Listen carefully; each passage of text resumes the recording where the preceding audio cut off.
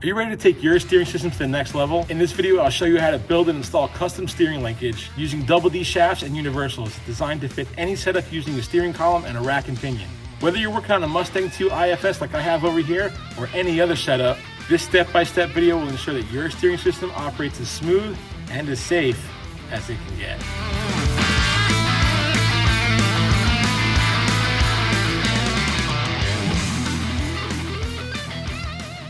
What's up, guys? Welcome back to In the Shop TV. My name is Mike, and this is my 1955 Chevy truck that we've been working on for about a little over a year and a half now. If you guys are into building cool cars, I'd love it if you hit that subscribe button. Well, for those of you that have been watching, you know that we're just about ready to get this thing in a drivable form where we can drive it in and out of the shop so we can work on some other projects. Also, it's just kind of a milestone, right? Being able to drive something that you've been working on for so long.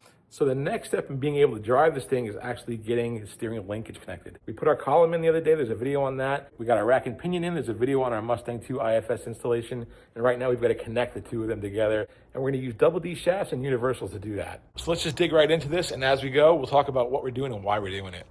All right, these are the components of the kit that we're going to be working with. We have 3 different universals, our zinc-coated steering shaft, and a heim support right here.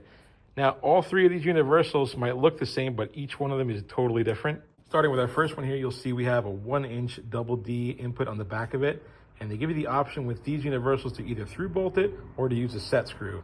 On this side, it's a little bit different. You can see it's a 3/4 inch DD with the same mounting solutions, and that's because this end is going to go to our steering column right at the firewall, and this is where our shaft will begin its life connecting to this universal joint. Moving over to the second universal, it's just basically double D on both sides with the same 2 options for connecting. And our last universal is a double D joint on one side and our 36 spline joint on the other side to connect to our rack and pinion. Now, we may or may not need all 3, and that's really important because that's where this comes into place. If we only have 2 universals in place based on our engine bay configuration, we will not need this heim support. If we end up using more than 2 universals, meaning all 3, this heim joint will come into play for safety reasons, because if you do not support this shaft, you'll get some linkage bindage when you go to steer, and obviously that's a big problem. So the first universal I'm starting with is the one that attaches to our steering column by the firewall. I went ahead and removed the through bolt, and I've left the set screw here. When it comes to installing these, there's a whole lot of controversy. There's 3 methods that people really favor and like to use a lot. One is obviously that through bolt, where they'll drill the shaft and send that bolt all the way through and lock it up on the other side. The other is they will weld this onto the shaft. And the third is they will use these set screws by just dimpling the shaft and then tightening this down so that the end of it catches into the dimple in the shaft. I'll admit I got caught up a little bit in the controversy myself, and conventional wisdom tells me that the 2 most solid forms of connection would be A, through bolting it, right? B, welding it, and the third and least preferred option would be the set screw. However, all publications out there right now lead to the fact that the set screw is the way to go on this. I'm struggling with myself a little bit. I'm not sure if that's really true or not, but we're going to follow what the manufacturers say, and we're going to go ahead and do it that way. I think the argument that you can make against welding is that if you ever want to remove it, then you got to start grinding welds off. It's kind of permanent. The set screw just doesn't seem like it would be the way to go, because vibration could back them out even if you put Loctite on it. And man, I don't know. I mean, I don't think there's a likelihood of it backing out or coming undone. But I'm going to go against my better judgment and go with what the manufacturers say and stick with the set screw method. Wish me luck. You guys might all have some different opinions on that. That's totally cool. I respect your opinions. In fact, I'd love it if you leave it in the comments. Maybe there's something I'm not even thinking of that's a better method. And that's the great thing about YouTube in the comments, is that we can all learn from each other. So don't flame me too bad in the comments about using the set screw method. I'm just going to try and do what the manufacturer says and stick with that method and hope for the best. So I'm going to back out these long bolts. These require a 5/32 Allen wrench. And then the nuts that are on these set screws are 1/2 inch.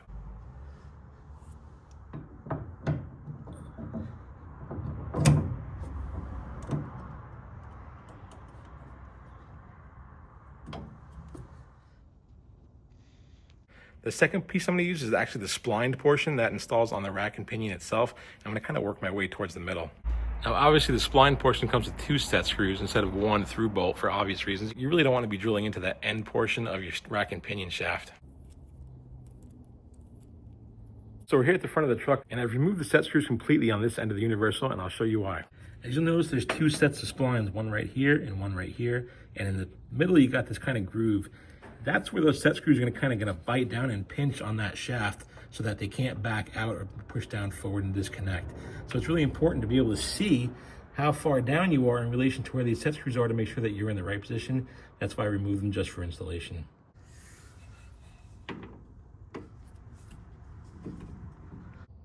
Now in the corners of the screen, you can kind of see we have our rack and pinion joint right there and the joint up on our steering column right there. And I was kind of hoping on a wing and a pair that I would be able to go one straight shot, but definitely the primary tube's not going to clear. So we're going to have to go with our heim support here and a third universal right down here. All right, so I fabbed up a little bit of a bracket here for our heim standoff. Then I'm going to go ahead and mark how much of this I want to cut off. You're right about there. All right, so I've gingerly placed a universal on the end of our shaft, and I have to take a measurement from here to right here on the other end, plus 3/4 of an inch, and then cut another shaft to fit in this space. All right, so I've got this 4.5 inch piece cut right here into this universal where you can't see. I'm gonna try to slip it onto. There we go. So you can kind of see right here where those splines are just kind of clearing that hole. So we're gonna back that off right to there and put our set screws in and lock this piece in just to hold that position.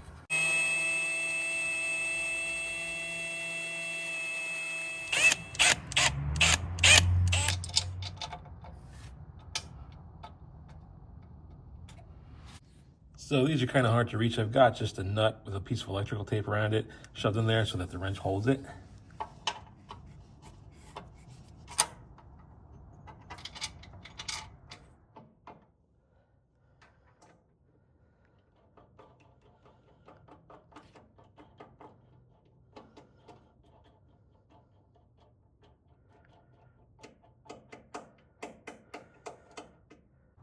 All right, so I've got it just kind of hand mocked up right now. All those set screws are just kind of, gingerly tight. I didn't dimple those rods or anything yet. That standoff is not really tightened down. It's just finger tight. Everything's in place. What I want to do is lift up the truck on the lift, and we'll slide these jack stands under there with a piece of wood under the K-member, and then drop the truck back down to lift the wheels up off of the deck. Then we'll see if we can turn the wheels and get the proper motion that we need.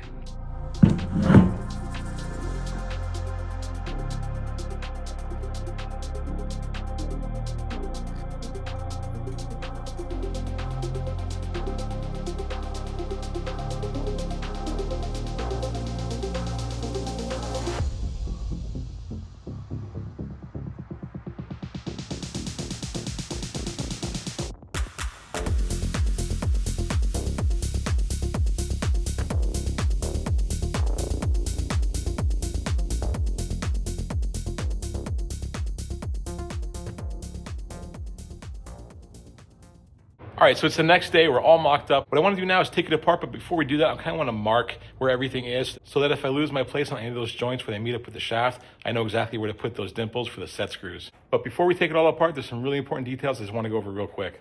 Fortunately for us, we don't have that much of an offset, but when it comes to this middle joint or any of the joints in the system, you really have to stay within 35 degrees or under, meaning the angle from this straight part of the shaft to where it kicks off to the side here has to be at 35 or less.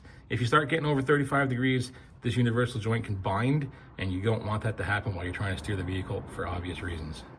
This one has barely any bend in it at all. It's pretty much straight. There's just a tiny, tiny, tiny kick out to the side there. Same thing on the bottom, just the tiniest bit of kick out ever. The bulk of the angle is right in this middle joint, as I figured it would be, but right at about 26 degrees or 27 degrees. Another thing that I've seen a lot of people do and you really do not want to do is that main primary shaft where it meets up with the steering column right there. A lot of people will slip that right inside of the actual column where it exits the firewall because it fits almost perfectly. Meaning they don't use this universal at all. They'll just put this shaft and they'll slip right inside of that area right there. You can see it's also a D shape. That's a 1 inch double D shaft coming out of our column. And then this is a 3/4 inch shaft that's solid. That's hollow. And what people do is they'll slip it right in there, bypass this joint to save money, and through bolt it.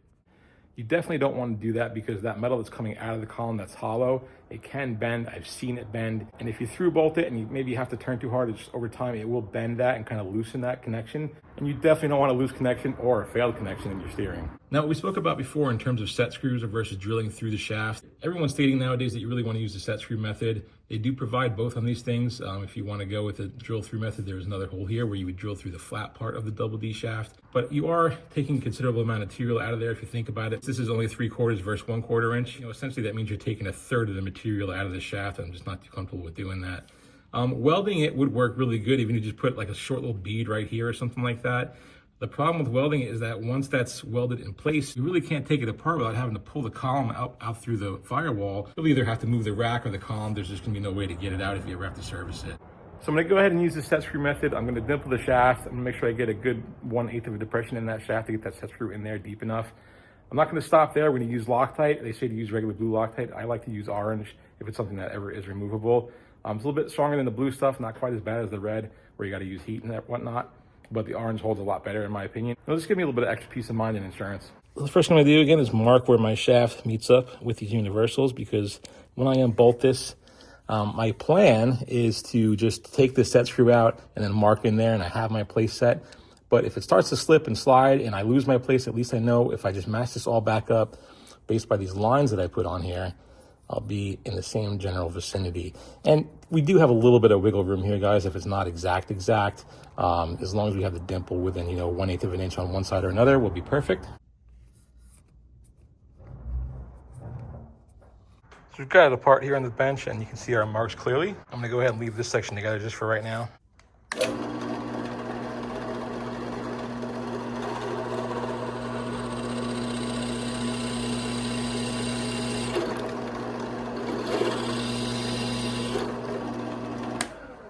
All right, so we got some pretty solid indentations on both sides, on both shafts. I feel pretty good about that. We're using a 5/16 bit on that because our bolts are 5/16 and they bite right in there in the indentation really good. Look at that, dimple lines up perfectly in there.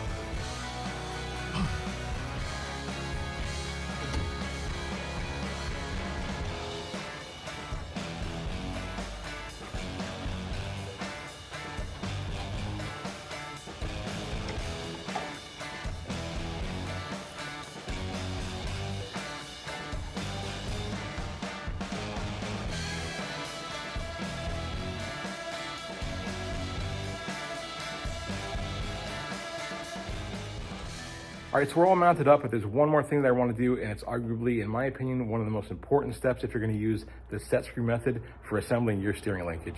This next step is called witness marks, or you might see it sometimes referred to as torque paint.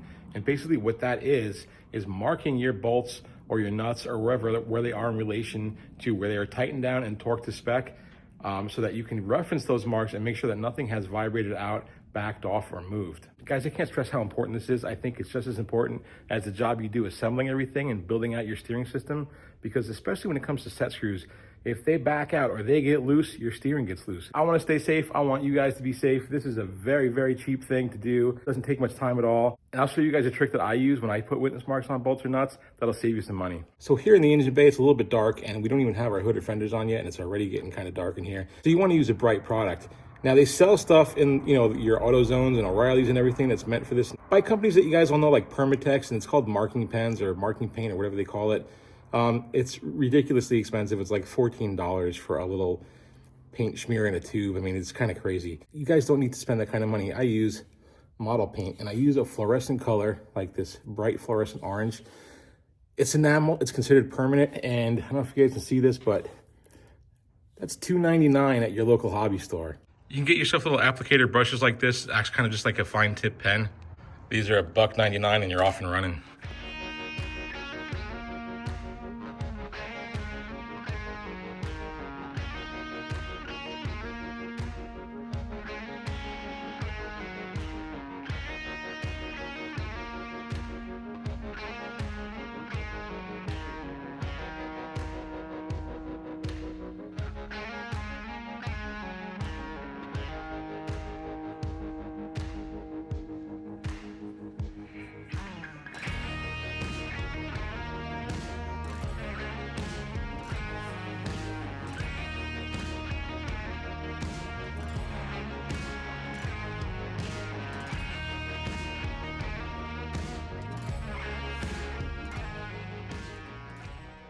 So as you guys can see, they make some nice, quick, clean lines that are pretty visible in an engine bay for quick referencing. Another added benefit is that at $1.99 for all those brushes, when you're done, you just toss them. An afterthought that I had while I was doing some of the fastening on this about which method is best is that when I was drilling out those dimples in the mild steel rod, they drill kind of easily, to be honest with you. So, it just made me think that I did do the right thing, because I was really leaning towards through bolting it, honestly. It just, I don't know, it just kind of makes sense in my head to put a bolt through something and tighten it down, and that's it, it's good.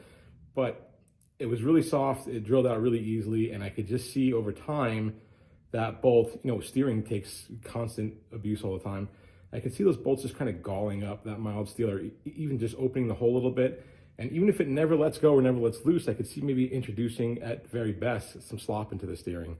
So one thing to think about, maybe I think the through bolt might not have been the right way to go, and I did the right thing by using this set screw. Listen, I really want to hear what you guys have to say. I've done different types of steering where we didn't use the DD shafts and universals, and I want to know what you guys do, or what you've done, or what you're thinking about doing, or what you think about the set screw method, or welding, or through bolting, or whatever's on your mind. I really want to hear it. I think it's good to talk about this stuff, and I think it's good because it introduces different ideas and different concepts, and even constructive criticism and arguments is a really good thing in this community, especially when it's something about safety. Well guys, we're getting close. We turned the steering wheel, our wheels turned, that is a big plus. We have a few more components to install in our steering system to make it fully operational, and you'll probably see that in a video coming up real soon. All right guys, that's gonna do it for this video, and until next time, I'll see you in the shop.